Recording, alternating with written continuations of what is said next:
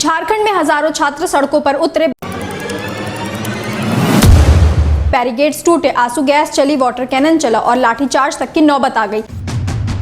लेकिन छात्र रुके नहीं और सीधे विधानसभा के करीब पहुंच गए।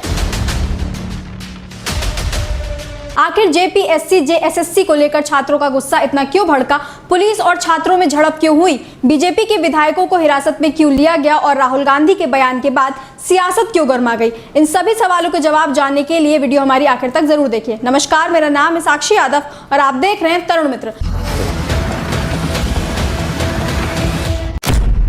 झारखंड की राजधानी रांची में 18 दिन से चल रहे प्रदर्शन ने सोमवार को छात्रों का एक बड़ा आंदोलन देखने को मिला। जेपीएससी यानी झारखंड लोक सेवा आयोग की परीक्षाओं में कथित गड़बड़ी, पेपर लीक और ओएमआर शीट में हेराफेरी के आरोप को लेकर राज्य के अलग अलग छात्र संगठनों के बैनर तले हजारों छात्र सड़कों पर उतर आए। प्रदर्शनकारी छात्रों की मुख्य मांग थी कि जेपीएससी की विवादित परीक्षाओं को रद्द किया जाए, पूरे मामले की निष्पक्ष जांच हो, आयोग में सुधार किए जाएं और कथित गड़बड़ियों की जांच सीबीआई से कराई जाए। सोमवार को रांची में छात्रों का सैलाब उमड़ पड़ा। भारी बारिश के बावजूद प्रदर्शनकारी पीछे हटने को तैयार नहीं थे। छात्र लगातार सरकार के खिलाफ नारेबाजी कर रहे थे और मुख्यमंत्री से सीधे बातचीत की मांग कर रहे थे। प्रदर्शन के दौरान हालात उस समय तनावपूर्ण हो गए जब पुलिस और प्रदर्शनकारियों के बीच हल्की झड़प हो गई। हालात को कंट्रोल करने के लिए पुलिस ने आंसू गैस के गोले छोड़े और वाटर कैनन का इस्तेमाल किया। प्रदर्शनकारियों पर पानी की बौछार की गई, लेकिन इसके बावजूद छात्र का आंदोलन थमा नहीं।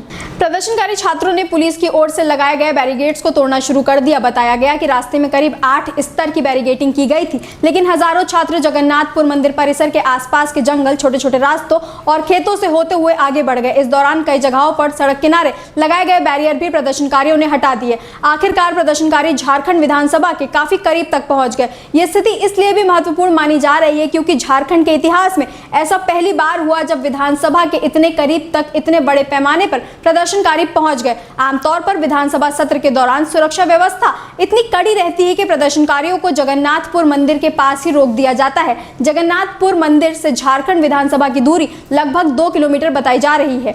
इस पूरे रास्ते में कई बैरिकेड्स लगाए गए थे, लेकिन सोमवार को प्रदर्शनकारी इन सभी बाधाओं को पार करते हुए प्रतिबंधित क्षेत्र तक पहुंच गए। इससे पुलिस की सुरक्षा व्यवस्था पर भी सवाल उठने लगे। प्रदर्शन के दौरान छात्र लगातार सरकार के खिलाफ नारे लगाते रहे। उनकी मांग थी कि मुख्यमंत्री छात्रों से बातचीत करे और जेपीएससी से जुड़े विवाद का तुरंत समाधान निकाला जाए। आंदोलन के दौरान छात्र नेता देवेंद्र महतो की तबीयत भी बिगड़ गई। वो जयपाल सिंह स्टेडियम स्थित धरना स्थल से एम्बुलेंस के जरिए जगन्नाथ मंदिर के पास प्रदर्शन स्थल पर पहुंचे थे। प्रदर्शन के दौरान उनकी तबीयत खराब होने के बाद पुलिस ने उन्हें उसी एम्बुलेंस से अस्पताल पहुंचाया जहां उनका इलाज चल रहा है। इसके अलावा प्रदर्शन के दौरान घायल हुए कई छात्रों को भी पुलिस की मदद से अस्पताल पहुंचाया गया जहां उनका भी इलाज जारी है।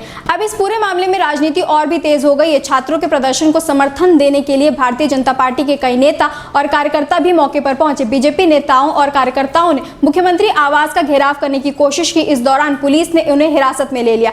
हिरासत में लिए गए नेताओं में झारखंड विधानसभा के नेता प्रतिपक्ष बाबूलाल, बीजेपी के प्रदेश अध्यक्ष आदित्य साहू, मुख्य सचेतक नवीन जायसवाल और बीजेपी के सभी 21 विधायक शामिल थे। इसके अलावा करीब 50 से ज्यादा नेताओं और कार्यकर्ताओं को भी हिरासत में लिया गया।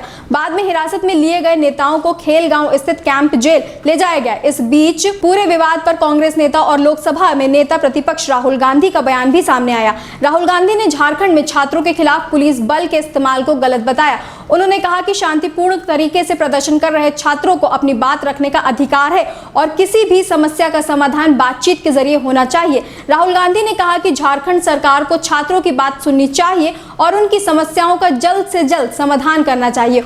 उन्होंने ये भी कहा कि शांतिपूर्ण प्रदर्शन कर रहे छात्रों के खिलाफ हिंसा का इस्तेमाल नहीं किया जाना चाहिए। राहुल गांधी की इस बयान के बाद राजनीतिक बहस और तेज हो गई है, खास तौर पर इसलिए क्योंकि झारखंड में कांग्रेस, झारखंड मुक्ति मोर्चा, लेफ्ट और आरजेडी गठबंधन की सरकार है। बीजेपी लगातार सवाल उठा रही थी कि जब झारखंड में छात्रों पर लाठीचार्ज हुआ तब कांग्रेस की प्रतिक्रिया क्या है। अब राहुल गांधी के बयान के बाद इस मुद्दे पर राजनीतिक बयानबाजी और भी तेज होने की संभावना है। हालांकि राहुल गांधी का बयान सिर्फ झारखंड तक सीमित नहीं रहा। उन्होंने दिल्ली के जंतर मंतर पर छात्रों के प्रदर्शन के दौरान हुई पुलिस कार्रवाई का मुद्दा भी उठाया। राहुल गांधी ने केंद्रीय गृह मंत्री अमित शाह से सवाल किया कि दिल्ली में छात्रों पर पुलिस कार्रवाई और कथित गोलीबारी का आदेश किसने दिया था। राहुल गांधी ने कहा कि गृह मंत्री अमित शाह को पहले ये साफ करना चाहिए कि क्या पुलिस कार्रवाई के आदेश उन्होंने दिए थे या नहीं। अगर उन्हें इसकी जानकारी नहीं थी तो राहुल गांधी ने उनकी जिम्मेदारी और पद पर बने रहने को लेकर सवाल उठाया।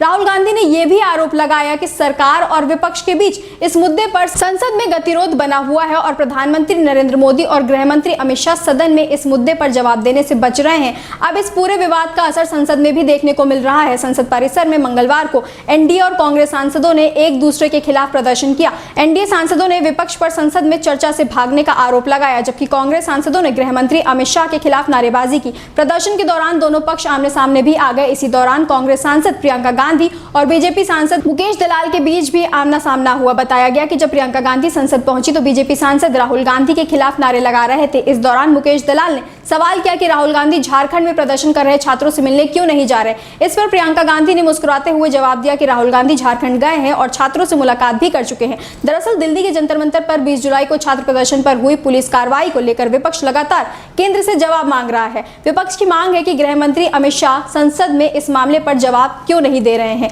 सरकार की ओर से सोमवार को कहा गया था कि अमित शाह इस मुद्दे पर चर्चा के लिए तैयार है, लेकिन राहुल गांधी का कहना है कि विपक्ष सिर्फ गृह मंत्री का पक्ष सुनना नहीं चाहता बल्कि ये भी जानना चाहता है कि छात्रों पर पुलिस कार्रवाई और कथित गोलीबारी का आदेश आखिर किसने दिया था। इस पूरे घटनाक्रम के बीच संसद के मानसून सत्र के अब सिर्फ कुछ ही दिन बचे हैं। 13 अगस्त को सत्र का आखिरी दिन है, लेकिन छात्रों पर पुलिस कार्रवाई, दिल्ली में जंतर मंतर पर मामला और झारखंड में जेपीएससी को लेकर हुए प्रदर्शन जैसे मुद्दों के कारण सरकार और विपक्ष के बीच टकराव लगातार बढ़ता जा रहा है। एक तरफ झारखंड में छात्र जेपीएससी की परीक्षाओं में कथित गड़बड़ियों की जांच और परीक्षा रद्द कराने की मांग को लेकर सड़क पर हैं, तो दूसरी तरफ इस आंदोलन में राजनीतिक रंग भी ले लिया है। अब सबसे बड़ा सवाल यही है कि क्या झारखंड सरकार प्रदर्शनकारी छात्रों से बातचीत करेगी? क्या जेपीएससी की विवादित परीक्षाओं को लेकर कोई ठोस फैसला लिया जाएगा? क्या पूरे मामले की सीबीआई जांच होगी? और सबसे अहम सवाल, क्या छात्रों और सरकार के बीच बातचीत के जरिए इस विवाद का कोई समाधान निकल पाएगा? फिलहाल छात्र अपनी मांग पर अड़े हुए हैं और सरकार पर दबाव लगातार बढ़ रहा है। भारी बारिश, पुलिस की बैरिकेडिंग और सुरक्षा व्यवस्था के बावजूद छात्रों का विधानसभा तक पहुंच जाना इस पूरे आंदोलन की गंभीरता को दिखाता है। आने वाले दिनों में सरकार इस मामले पर क्या कदम उठाती है, देखना बेहद अहम होगा। ऐसी और अपडेट्स के लिए देखते रहिए तरुण मित्र। धन्यवाद।